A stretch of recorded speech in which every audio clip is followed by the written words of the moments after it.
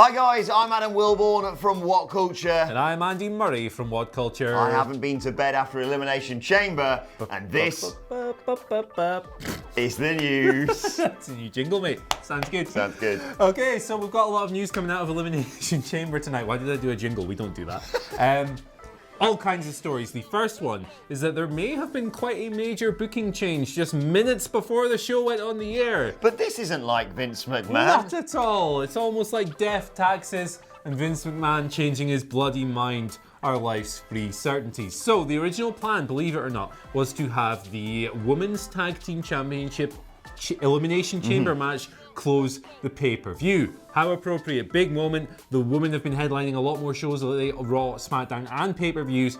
It would have felt appropriate crowning the first champions, particularly given who won those belts. But Vince McMahon decided, nah, because in his thoughts, the women may not have gotten the desired reactions. Now, this was originally reported by Fightful, who'd reported earlier in the day that the women were going to close, and then were forced to come back on it and say, actually, we've heard that plans have changed, the men are going to close. PW Insider have corroborated this, so we've got two sources on it. It's almost certainly legit in that case, two very reliable sources in that. What do you make of the idea that Vince thought the woman might not get a reaction, considering Sasha and Bayley were kind of treated like heroes? Yeah, I mean, you watch that back and you think they clearly would have got a great reception if they closed that show. But I do kind of agree that the WWE Championship finishing it worked better.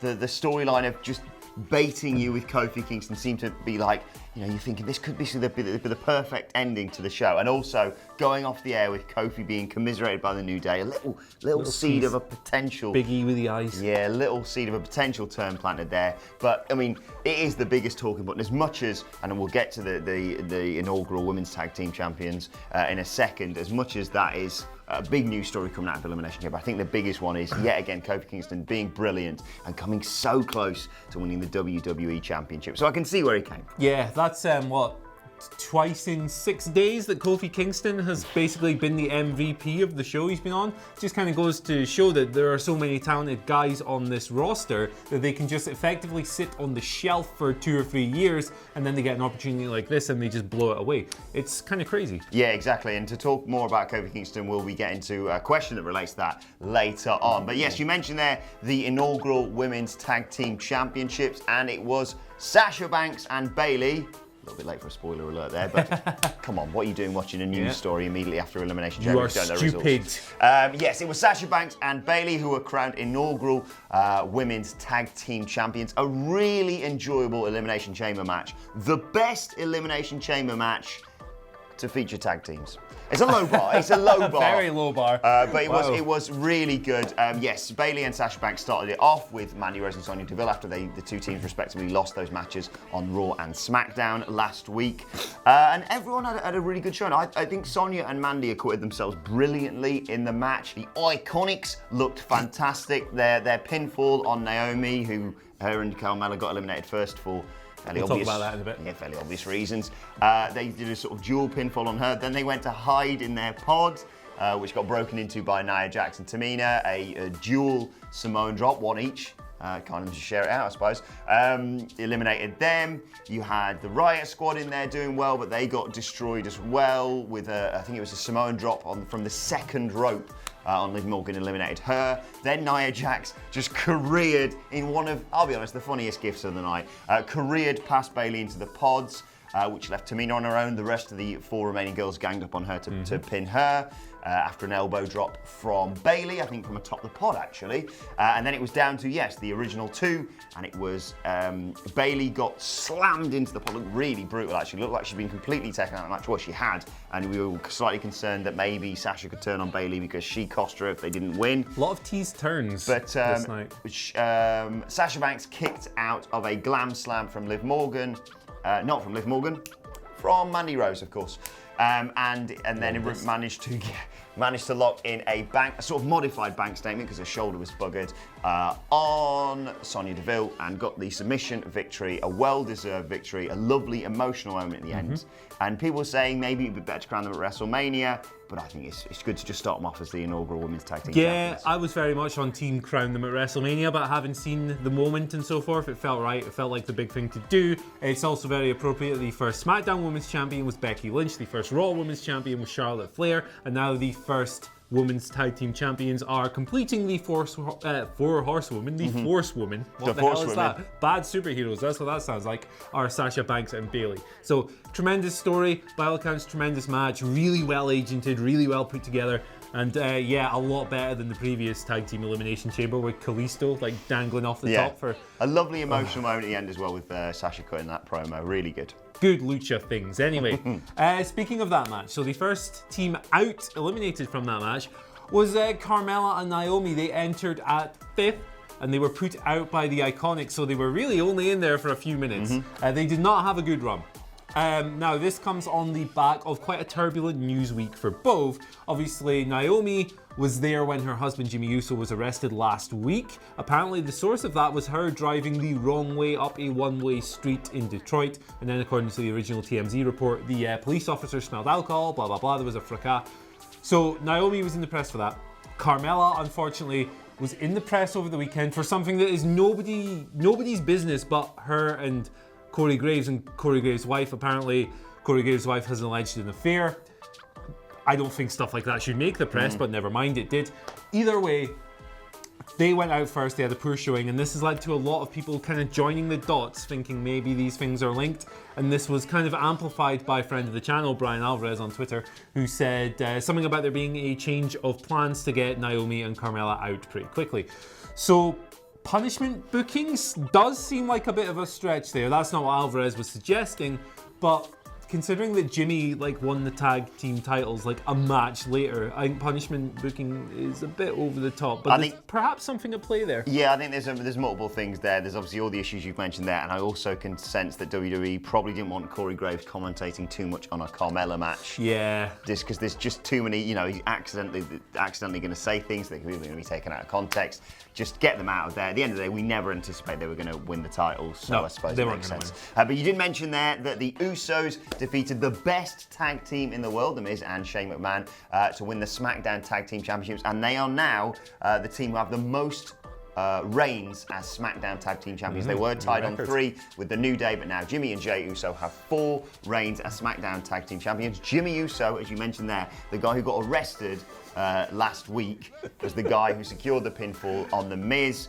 It makes sense in the long run. I think getting the titles off The Miz and Shane and doing whatever storyline you're doing with them going forward is good. And it also reinforces how great a tag team division you could have. The Usos with the SmackDown Tag Team Championships, the Revival with the Raw Tag Team Championships. Just book it right until WrestleMania and you could have some great stuff. Yeah, you absolutely could. I think that there's a few interesting numbers actually about this new record, or this record that they've claimed sole ownership of. So we often think about the SmackDown tag teams, and the Usos are obviously one of the best tag teams in company history. Yeah. They're brilliant.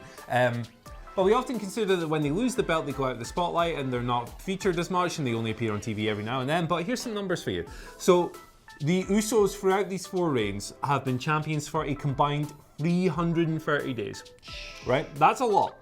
These belts have only been in existence for 890 days. So that means that the Usos have held these belts for 37% of the belt's lifespan. Stat attack. That is a stat attack. Yours was better than mine. Now, just for comparison's sake, the second longest cumulative reign goes to the Bludgeon Brothers, who held it for 135. Beneath them is the New Day, who I believe are at 120, something like that. So it just goes to show how absolutely dominant the Usos have been on this brand, and to be honest, they're my favourite tag team in the company. I think if you need to rely on anyone to put the belts on the Usos, they're the perfect team to do that. Love them. Just maybe calm down with the arrests. Yeah. The Miz and Maryse are my relationship goals. Yeah.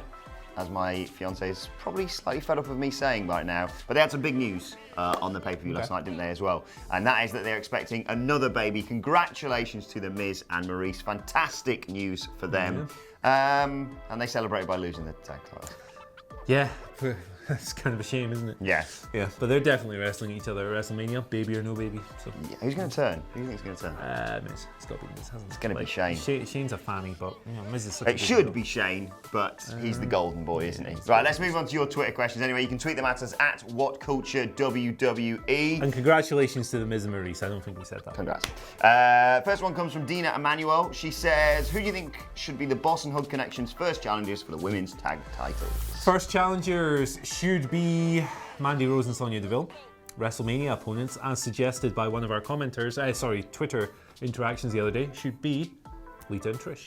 Ooh, I quite like that. I do like Sex and Violence as being the first Sex tag and team, Violence, there we go.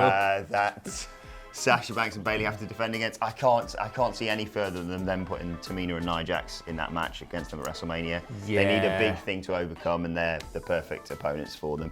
Right, next question comes from Marky G, who says, I have a question for you guys. Should all the matches on Fastlane just be #1 contenders matches for the titles? Interesting selection, that. Interesting idea, however, I certainly think there should be at least 1 or 2 #1 contenders matches on Fastlane, but I think that when your storylines are no more than we won a #1 contenders match, so now we are the contenders, I think that's a bit A to B. It's not. There's not a lot of nuance to that. It's very simple. It's very straightforward.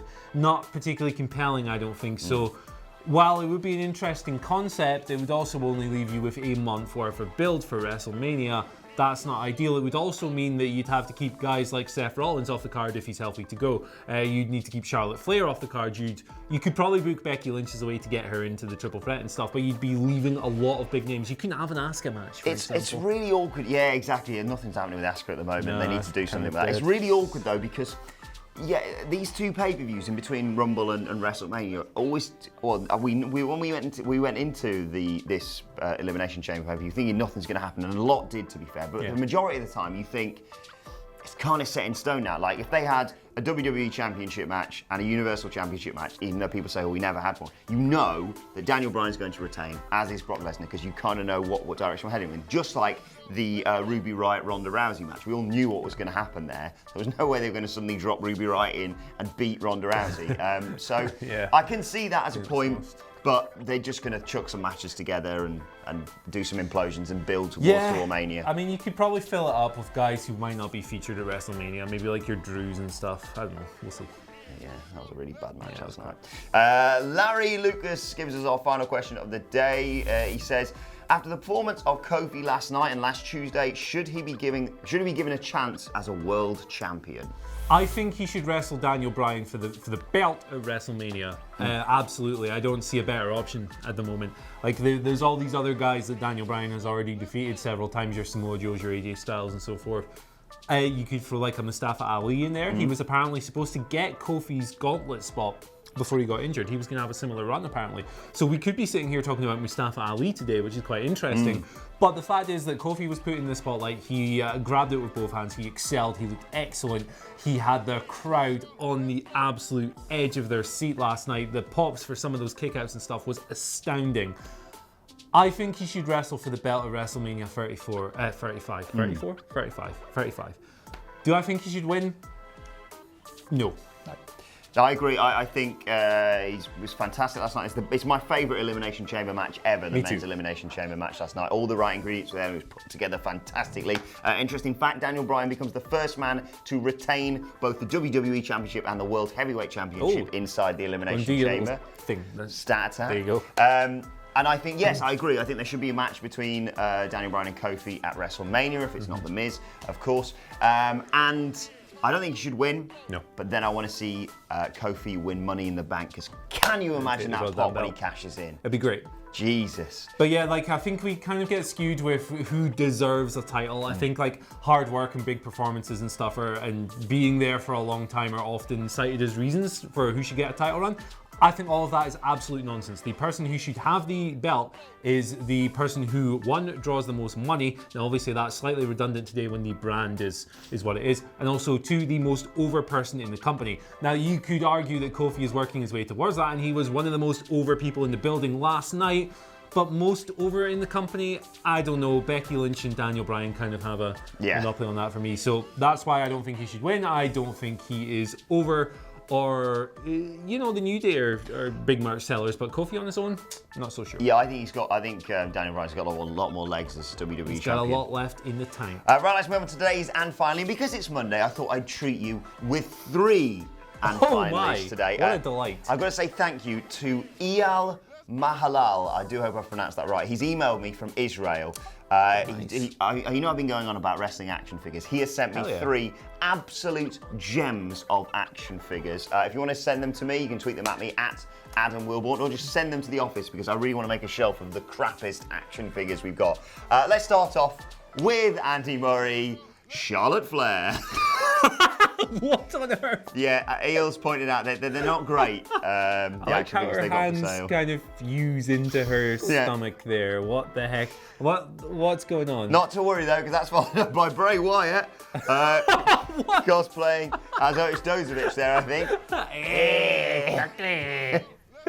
And finally, let's move on to a guy who's going to be leaving the company very soon, probably because he saw this action figure. Dean Ambrose there, with apparently a cast on one of his hands. What is that haircut as well? Yeah, a really bad haircut and just dots for eyes. Is he wearing a bra there as well? What's going on? Yeah. This is weird, man. The workmanship that goes into some of these crap action figures leaves a lot to be desired. If you want to send any more to us at WhatCultureWWE, or just send them to the office. I'd love to collect them. If you have any more of these Hulk Hogan thumb in the bums, we'll take them as well. What is the hole for? Thumbing? Thumb in there. Thumb in the bum. And on that note, Well, I mean, it's on his bum, and you thumb. Yeah, good. don't need anything for an explanation, mate. Let us know your thoughts on that and this and all of today's news stories in the comment section below. And don't forget to like, share, and subscribe. And check out our What Culture Wrestling podcast by searching for What Culture Wrestling on either iTunes or Spotify. Our Elimination Chamber review is up there right now to go and check out. My thanks to Andy Murray. Thank you for watching. I'm off to bed, and I will see you soon. So will Andy too. No, I'm not going to bed. What are you on about?